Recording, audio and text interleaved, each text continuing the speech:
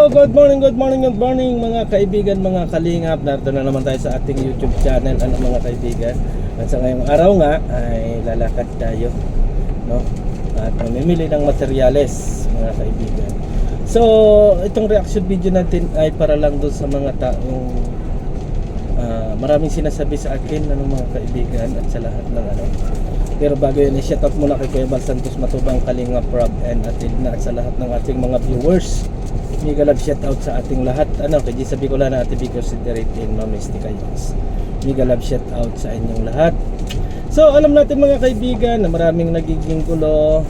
Andyan yung mga hinahanap nila kung sino ba talaga yung nagpatulpo, kung sino ba yung kung ano-ano. Totally mga kaibigan, doon sa live natin sinabi na nga natin na meron tayong mga screenshot, record na kung sino yung talagang naging dahilan ng pagpapatulpo, no? Marahil hindi ninyo napanood, pero yun ay nasabi ko na mga kaibigan kung ano yung naging dahilan ng mga tulpuhan na yan, ng gulo na yan. Totally alam naman na natin yan kahit hindi natin paulit-ulitin mga kaibigan, mga kalinga, kasi nakakasawa lang, di ba?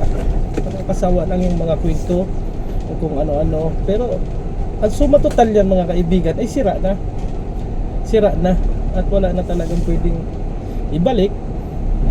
At wala na. Kung sa kanya-kanya na lang ng diskarte sa buhay. Ngayon, ang daming mga nga sa atin, nag-PPA, tayo ay kung ano-ano yung mga ginagawa sa atin. Alam nyo guys, sa totoo lang, ako wala na akong sinalita. Kung ano man yung mga sinabi nila sa akin, at kung ano man yung mga kwento nila about sa buhay ko, okay lang yun. Huwag kayong mag-alala kahit hindi ninyo iparating sa akin yan, yung mga kwento na yan, obvious na yan, na alam natin yan mga kaibigan. Kaya kung pwede, sa mga taong feeling concerned o kung pero gusto lang ninyo makita na ako ay isang lugmok at naglulupasay dyan sa kalsada, ito lang masasabi ko, hindi po ganun. Kasi hindi naman po ako nagsasalita ng laban sa kanila. Kahit batuhin pa nila ako ng batuhin, is okay lang mga kaibigan. Ang sa akin lang, bakit, ano ba talaga yung gusto ninyo? Oo, ano ba talaga yung gusto niyo? Kasi, naguguluhan kasi ako manahimik ako, ipinopost niyo ako sa Facebook niyo. Kung ano-ano yung mga inasabi ninyo sa akin. Alam niyo, kung sa tingin ninyo ay ganun ako, okay lang yun. Oo. Okay lang yun. Ang mahirap dyan, ikinakalat pa ninyo. Oo, kinakalat pa ninyo. Ano ba yung ginawa ko sa inyo? Alam nyo, inapilit natin mabago. Inapilit natin magbago yung mga pananaw natin sa buhay. Pero, bakit ganun? Ako yung lagi ninyong binabato. Ako lagi yung inaano ninyo na sa live ko naman tahimik naman ako. Oo. Kung may mga problema ang inyong mga iniidolo at kung ano man yung mga naging problema nila, nakasuporta lang ako, tahimik lang ako. At kung ano yung kanilang mga ginawa at kung ano yung mga sinabi nila sa akin, laban sa akin, okay na yun. Oo, hindi ninyo problema yun, problema ko yun. Kaya don't worry, wag na ninyong ipost sa Facebook kung yung mga, wag na ninyong ipost sa Facebook yung yung mga nalalaman nyo, kasi useless din kasi yan guys. Lalo na dyan sa Facebook na Palmero ba, apelyido niyan, Palmero. Alam mo ma'am, kung ma'am ka man o kung sino ka man, kung ano man yung napag-usapan ninyo dyan, bakit hindi na lang ninyo sarilihin, no? At ikwento pa ninyo sa mga huwag kasi kayong magtago sa mga fake account na yan, sa totoo lang. Kung talagang kayo ay matapang, harapin ninyo, hindi yung post kayo ng post na ganyan. Pantatraidor po kasi yan. Para sa akin, hindi maganda yan, mga inabato ninyo yan. Ako naman hindi naman ako nakikipag-away sa inyo. Sa akin, kung ano lang yung hawak ninyong mga patunay, ay doon lang kayo. Kasi ang dami ninyong kwento, ang dami ninyong inasabi dyan about sa akin, about doon sa isa. naman akong ano dyan. Wala naman akong comment dyan guys. Wala na akong comment. Pag-comment na ako dyan eh. Bakit inapilit ninyo ako na magsalita? Kahit ano pa yung salitain ng mga tao sa akin na yan, kung ano pa yung mga inagpintuhan nila sa akin abot sa buhay ko, ignore ko na yan. Kasi sabi ko nga, hindi natin ma-reflex ang isang tao. Kaya kung sabihin ninyo na apektuhan ako sa mga ganyang balat ninyo, sa akin lang, wag naman ng ganun yung mga tao na parang grabe. Nagtiwalaan kayo sa mga usapin na yan, bakit inilalabas ninyo? Para ano? Para makasira ng tao. Hayaan nyo na lang. Kasi ano yan eh, kung ano man yung alam ninyo sa buhay, ipinagtiwalaan kayo. Alam ko fake account yan. Alam ko na kung ano yan. Kaso nga lang bakit nagtago kayo sa fake account sa Facebook na yan, no? Nagtago kayo. Kayo magtago kung may katotohanan yung mga inasabi nyo. Ano kung sabihin na ako na mahirap ako sa daga, totoo naman yun guys.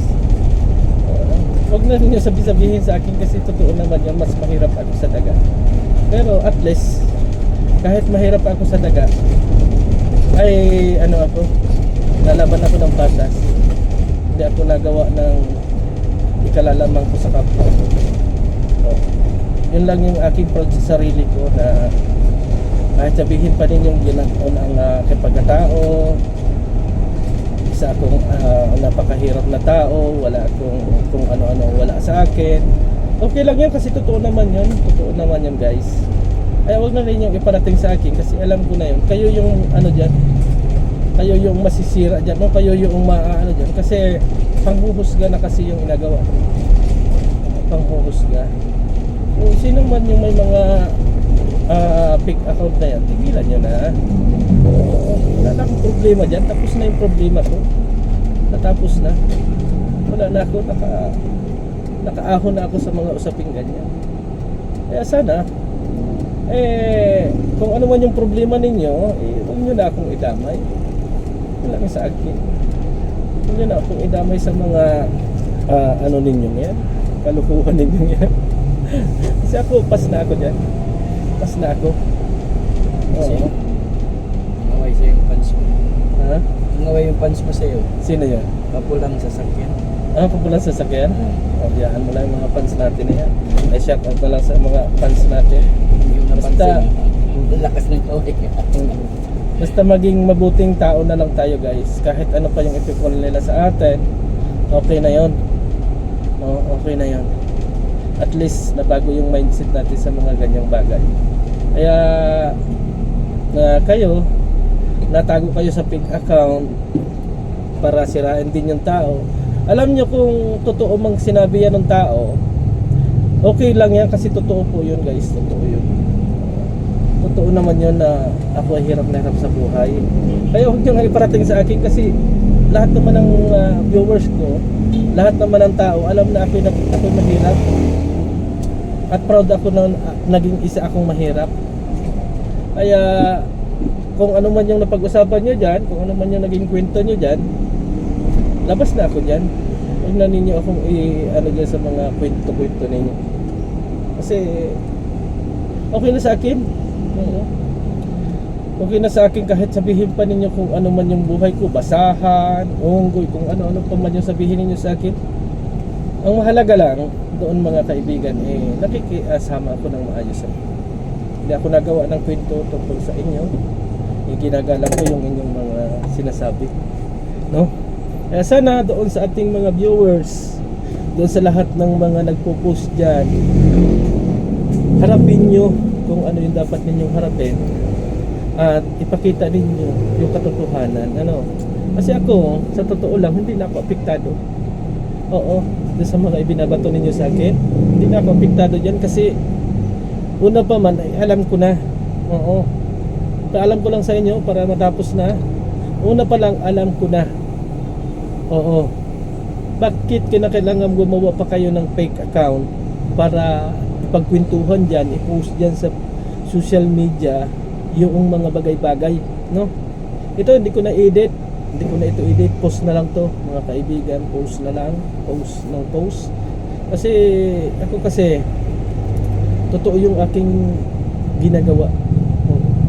Kahit ako isang mahirap, proud ako na ako ay maging isang mahirap. Hindi ko kinakailangan yumaman para mang-apak ng kapwa. At kung ano man yung inasabi nila dyan sa akin, laban sa akin, na hindi ko kayang bumuhay ng pamilya o kung ano pa man, okay lang yun, mga kaibigan, kung yun yung nakikita nila. Wag na ninyong i-post dyan kasi kayo yung nakakahiya, hindi ako. Kasi simulat sa pool, hindi ko sinabi na mayaman ako. Hindi ko sinabi na may kakayanan ako. Ang sabi ko, mahirap tayo, mahirap ako. Kaya don't worry, hindi ako nasasaktan dyan sa mga nasabi niyo. Kasi kayo lang yung masisira dyan. Kung ano man yung napag-usapan ninyo dyan, kung ano man yung kwento, stop nyo na kasi mga kaibigan. Stop nyo na. Kasi hindi mo naka-apektado dyan. Kasi totoo naman na ako ay mahirap. Totoo naman na ako ay walang bahay, walang lupa o kung ano pa man. Totoo lahat yan. Hindi ko yan itinatago. Maraming salamat sa inyong lahat mga kaibigan, mga kalingap. Bye bye and see you again sa ating live.